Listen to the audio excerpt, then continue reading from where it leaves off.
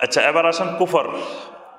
কুফর মানে হলো অস্বীকার করা, কোনো কিছু লুকানো, গোপন করা। এজন্য কৃষককেও কাফের বলা হয়, এটা জানেন? কৃষকের আরবি কিন্তু কাফের, কারণ কৃষক বীজ লুকাই দিয়ে মাটির নিচে লুকাই ফেলায়, বীজকে গোপন করে। এই জন্য কৃষককেও বলা হয় কাফের। চট্টগ্রামের এক হুজুর, এক আলেম, সবাই খালি কাফের কয়, ওয়াহাবিরা কাফের, অমুক কাফের, অমুক কাফের। তো উনাকে মুরিদানরা জিজ্ঞেস করলেন যে হুজুর, আপনি যে সবাই কাফের কন, আল্লাহ রসুল সাল্লাল্লাহু আলাইহি সাল্লাম বলছেন যে তোমরা যদি কাউকে কাফের বলো, ফাকাদ বাআ বিহা আহাদুহুমা, তাহলে তোমরা দুইজনের যে কোনো একজন কাফের হয়ে মারা যাবে। তো যাকে আপনি কাফের বলছেন সে যদি কাফের না হয়, তো আপনি তো কাফের হয়ে যাবেন। আপনি এইভাবে গড়ে সবাই কাফের কন কেন? বর্তমানেও আছে এরকম অনেক তাকফিরি ফেতনা, অনেক পীর সাহেব আছে খালি কাফের, খালি কাফের, সবাই কাফের। তো উনি বলছে যে শোনো, আমি কাফের বলবো, তোমরা কেউ বলিও না কারোরে, কারণ আমি কাফেরের অর্থ জানি, তোমরা কাফেরের অর্থ জানো না। তোমরা যে কাফের বলি দিবা ওইটা হলো ইমান হারা কাফের, আর আমি যে কাফের কই এটা মানে কৃষক, এর টিটকারি করি কই যে হে একটা কৃষক, এই কাফেরের অর্থ কৃষক, আমি এটাই বুঝাই, আমি ওই কাফের বুঝাই না। বুঝতে পারছো? তাহলে কুফরের একটা অর্থ হইল গোপন করা, লুকানো। আল্লাহ রাব্বুল আলামিনের তাওহীদকে, নবী সাল্লাল্লাহু আলাইহি ওয়াসাল্লামের রিসালাতকে লুকানোর নাম হলো কুফর। আল্লাহর তাওহীদ এবং নবী সাল্লাল্লাহু আলাইহি ওয়াসাল্লামের রিসালাত, এটাকে গোপন করা, এটাকে লুকানো, এটাকে অস্বীকার করা, এটা নিয়ে ঠাট্টা করা, এটাকে অপছন্দ করা, এইগুলার নাম হলো কুফর। আচ্ছা, কুফর কয়ভাবে হয়? কুফরের মনে রাখবেন 5টা পদ্ধতি মনে রাখবেন। এই 5টি পদ্ধতিতে ইমানের মধ্যে কুফর ঢুকে। 5টি পদ্ধতিতে ইমানের ভিতরে কুফর প্রবেশ করে। 1 নম্বর পদ্ধতি আল কুফর ফি তাওহীদুর রুবুবিয়্যাহ। আল্লাহ রাব্বুল আলামিনের একটা তাওহীদ হলো রুবুবিয়তের তাওহীদ।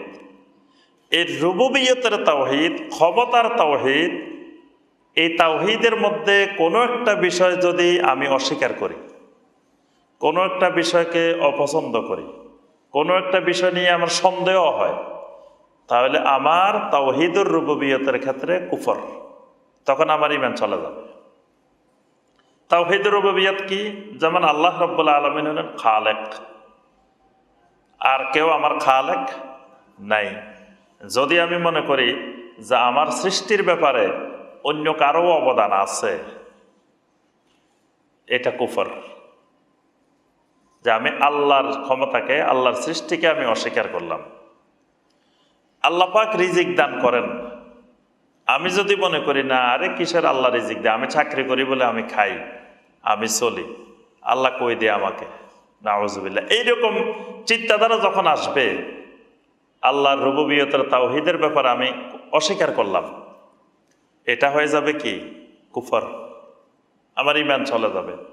এইরকম আল্লাহ রাব্বুল আলামিন হলেন সকল হুকুম করার, নির্দেশ দেওয়ার মালিক, একমাত্র মালিক।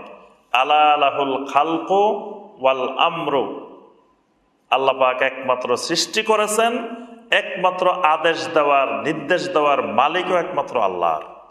এখন আল্লাহর হুকুমের বাহিরে, আল্লাহর আইনের বাহিরে, আল্লাহর বিধানের বাহিরে যদি আমি অন্য কোনো ব্যক্তিকে, অন্য কোনো দেশকে, অন্য কোনো জাতিকে, অন্য কাউকে এই নির্দেশ দেওয়ার, হুকুম দেওয়ার, আইন করার মালিক মনে করি, এটাও কুফর। তাওহীদুর রুবুবিয়্যাতের অস্বীকৃতি, যে আল্লাহ যে একমাত্র আমাকে হুকুম দাতা, এটা আমি অস্বীকার করলাম, এটাও কুফর। এগুলা সব তাওহীদুর রুবুবিয়্যাতের কুফর, আল্লাহর মালিকানার, ক্ষমতার কুফর। এই জন্য আপনার কেউ যদি গণকের কাছে গিয়ে ভবিষ্যৎ সম্পর্কে কোনো কিছু জানতে চায়, এটাকে নবী সাল্লাল্লাহু আলাইহি ওয়াসাল্লাম বলছেন কুফর।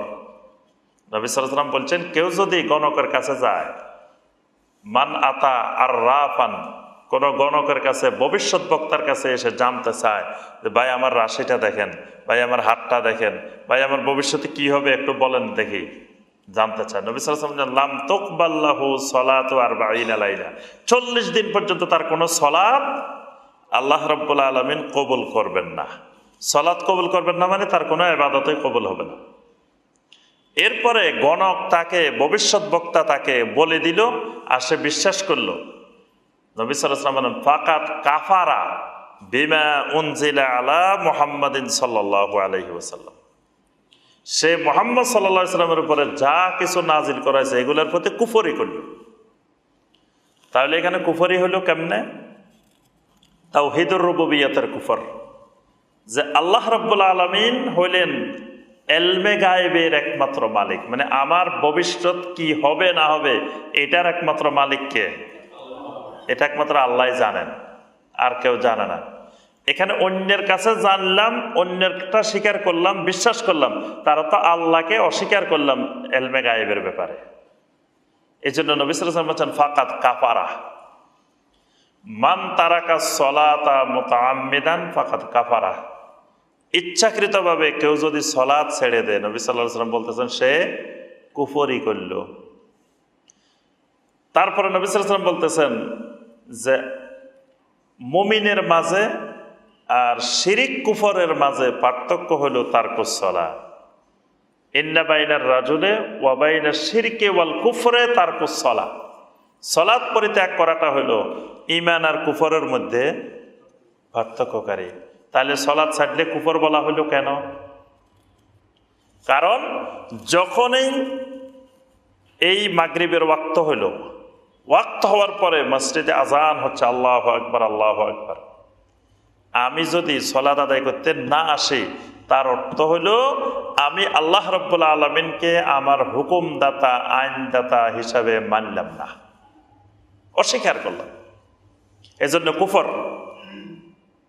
এই জন্য নবী সাল্লাল্লাহু আলাইহি ওয়াসাল্লাম এটাকে কুফর বলছেন, যে সালাত ছেড়ে দিলে ইচ্ছাকৃতভাবে সে কুফরই করল, কারণ সে আল্লাহকে তার হুকুমদাতা, আইনদাতা মানল না, সে কুফরই করছে।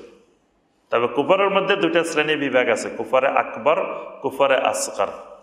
একটা কুফর যেটা আকবর, সেটা করলে একেবারে ঈমান থেকে খারেজ, স্থায়ী জাহান্নামী। আরেকটা হলো কুফরে আসগর, এটা করলে সে গুনাহ করলো, অপরাধ করলো, তাওবা করলে আল্লাহ মাফ করে দিবেন, এটার জন্য সে স্থায়ী জাহান্নামী হবে না। এই জাতীয় কুফরগুলোর নাম হলো কুফর ফি তাওহীদের রুবুবিয়্যাহ, আল্লাহর রুবুবিয়তের তাওহীদের ক্ষেত্রে কুফর, মানে আল্লাহর যত মালিকানা। যেমন ধরেন সাগরের থেকে ঘূর্ণিঝড় উঠল, এই ঘূর্ণিঝড় উঠার পরে এখন ঘূর্ণিঝড় আবার চলে গেছে, আপনি বললেন যে আমরা এটার প্রস্তুতি নেওয়ার কারণে চলে গেছে, আর আসতে পারে না। এখানে আল্লাহর ক্ষমতাকে অস্বীকার করা হয়েছে, এটা কুফর। বা যদি বিশ্বাস করি যে এটা প্রাকৃতিক দুর্যোগ, এটা আল্লাহর কিছু না, এখানে এটা প্রকৃতিগতভাবে এমনিই হয়, এটাও কুফর। কেন কুফর? কারণ এই প্রকৃতির একমাত্র মালিক আল্লাহ রাব্বুল আলামিন, প্রকৃতির কোনো ক্ষমতা নাই, ক্ষমতা একমাত্র আল্লাহর। প্রকৃতি কিছুই করতে পারে না, প্রাকৃতিক গোলযোগ, প্রাকৃতিক দুর্যোগ, প্রাকৃতিক কিছুই নেই, এগুলো সব আল্লাহ রাব্বুল আলামিনের পরিচালনায় হয়। তা আমি যদি এগুলাকে মনে করি, বিশ্বাস করি যে এটা প্রাকৃতিক কারণে হয়েছে, তাহলে আল্লাহর ক্ষমতাকে অস্বীকার করা হয়েছে, এই জন্য এটা কুফর। এরকম আল্লাহ রাব্বুল আলামিনের যতগুলো ক্ষমতা আছে, এই ক্ষমতার কোনো কিছুকে অস্বীকার করলে সেটা হয় কুফর। আল কুফর ফি তাওহীদিল আসমা ওয়াস সিফাত, আল্লাহর যত নাম আর গুণাবলী আছে এইগুলার কোনো একটা অস্বীকার করলে কুফর হয়। যেমন আল্লাহ রাব্বুল আলামিনের এলেম, আল্লাহর এলেম হলো আল্লাহর সিফাত। আল্লাহর এলেমটা কেমন? আল্লাহ পাক কোরআনে কারিমে বলছেন ওয়ামা তাসকুতু মিন ওয়ারাকাতিন ইল্লা ইয়ালামুহা, আল্লাহর এলেমের বাহিরে একটা গাছের পাতাও ঝরে পড়তে পারে না। ওয়া ইয়ালামু মা ফিল বাররি ওয়াল বাহরে, জলে এবং স্থলে যেখানে যা কিছু আছে সব আল্লাহ রাব্বুল আলামিন জানেন। এই জন্য আমাদের আকীদা হলো আল্লাহু ফিস সামা ওয়া ইলমুহু ফি কুল্লি মাকান। আল্লাহ পাক আকাশে, কিন্তু আল্লাহর এলেম সব জায়গায় সর্বত্র বিরাজমান। আমি সাগরের নিচে গেলেও সেখানে আল্লাহ দেখেন, আল্লাহর এলেমের বাহিরে নাই। যেখানেই থাকি আল্লাহর এলেমের বাহিরে নাই। এখন আমি যদি মনে করি যে এখানে এটা করলে আমার আল্লাহ জানবে না, আল্লাহর এলেমের বাহিরে আমি কিছু করে ফেলছি, আল্লাহ হয়তো খবর রাখে নাই, নাউজুবিল্লাহ। এই আল্লাহর এলেমের কোনো কিছু অস্বীকার করলে কি হয়? কুফরি হয়। আল্লাহর কুদরতের কোনো কিছু অস্বীকার করলে কুফরি হয়। আল্লাহর কালামকে অস্বীকার করলে কুফরি হয়। আল্লাহর কথা, আল্লাহর কালাম হলো কোরআন, আল্লাহ কথা বলেন, কোরআন পুরাটা আল্লাহর কথা, আল্লাহর বাণী। এই আল্লাহর বাণীকে অস্বীকার করা কোনো কিছু, মানে কোরআনে কারিমের প্রথম থেকে শেষ পর্যন্ত একটা আয়াত, একটা হুকুম, একটা বিধানকে যদি কেউ অস্বীকার করে, এটা কি? কুফর। এরপরে আপনার আল্লাহর রহমত অস্বীকার করা। আল্লাহ রাব্বুল আলামিনের সিফাত হলো আল্লাহর কোনো ছেলে মেয়ে নাই। কেউ যদি আল্লাহর ছেলে মেয়ে সাব্যস্ত করে, আল্লাহ রাব্বুল আলামিন ঘুম যান না, তন্দ্রা নাই, নিদ্রা নাই, কিছু নাই, এটা আল্লাহর সিফাত। কেউ যদি আল্লাহর তন্দ্রা নিদ্রায় বিশ্বাস করেন, এই জাতীয় আল্লাহর নাম এবং যত গুণাবলী আছে এইগুলোর যে কোনো একটা অস্বীকার করলে কুফর হয়। 3 নম্বর হলো আল কুফর ফি তাওহীদিল ইবাদাহ, ইবাদতের তাওহীদে কুফর। অর্থাৎ ইবাদতের কোনো একটা বিষয়, আল্লাহর ইবাদত যেগুলো আল্লাহর জন্য নির্ধারিত, এইরকম একটা বিষয় যদি কেউ অস্বীকার করে, যেমন ওই যে সলাতের কথা বললাম, সলাতের মধ্যে কুফরে আকবরও আছে, কুফরে আসগরও আছে। কেউ যদি মনে করে যে সলাত লাগে না, সলাত না হইলেও জান্নাতে যাওয়া যায়, এই লোকের কুফরটা কুফরে আকবর, একেবারে শেষ। আবার কেউ মনে করে না, আসলে সলাত আদায় করার দরকার, এটা ফরজ, তারপরে সে কোনো কারণে আদায় করে নাই, তার এটাও কুফর হয়েছে, কিন্তু এটা কুফরে আসগর। আল্লাহ রাব্বুল আলামিন যেই কোরআন নাজিল করেছেন, এই কোরআন অনুযায়ী ব্যক্তি, পরিবার, সমাজ, দেশ সবকিছু পরিচালনা করা ফরজ, বাধ্য আমরা। এখন এখানে 2 ধরনের আকীদা, কুফরে আকবরও হইতে পারে, কুফরে আসগরও হইতে পারে। একজন মনে করে না, আল্লাহর আইন সব এখন আর চলতে পারে না, এগুলো অনেক পুরানা, এগুলো 1400 বছর আগের, ওই যুগের আইন এখন আর সম্ভব না। ওই যুগে পাথর মেরে মানুষ মারছে, এখন কি পাথর মেরে মানুষ হত্যা করা, এটা কেমন আইন? এটা বর্বর, অসভ্য আইন, নাউজুবিল্লাহ। ওই যুগে হাত কেটে দেওয়া হয়েছে, এখন কোরআনের আইন থাকলেও এটা মানা সম্ভব না, এটা এই যুগে আর চলবে না। এইটা যদি বিশ্বাস করে, কুফরে আকবর, একেবারে শেষ, ছাই জাহান্নামী, তার ইমান টোটালি শেষ, কুফরে আকবর করছে।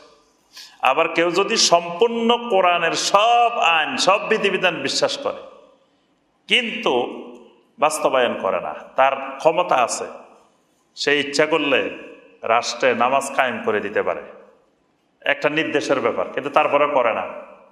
কিন্তু বিশ্বাস করে যে নামাজ ফরজ এবং এটা কায়েম করা দরকার, এটা আইন করা দরকার, সব বিশ্বাস ঠিক আছে, কিন্তু করে না। এটা হলো কুফরে আসগর, এটাও কুফর।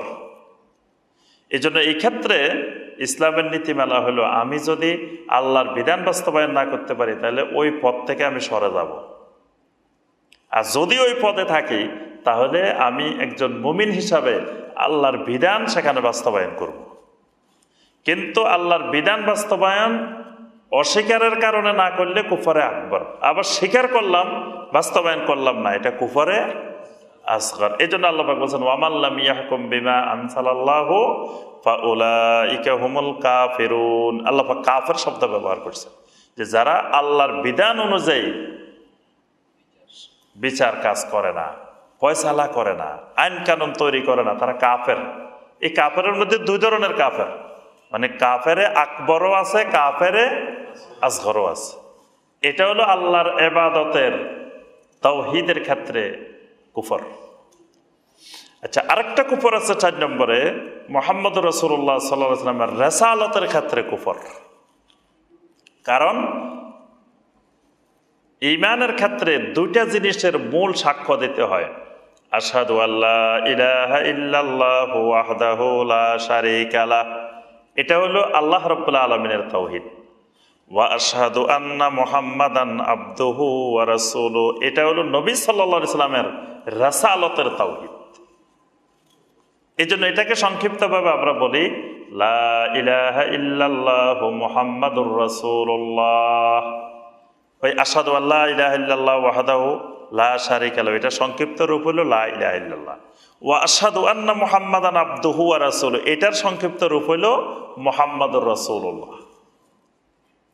তাহলে এখানে এই লা ইলাহা ইল্লাল্লাহর ক্ষেত্রে যখন একটা জিনিস অস্বীকার হবে কুফর, ঠিক মুহাম্মদুর রাসূলুল্লাহ সাল্লাল্লাহু আলাইহি সাল্লামের ক্ষেত্রেও রিসালাতের ক্ষেত্রে একটা জিনিস যদি কেউ অস্বীকার করে সেটাও কুফর।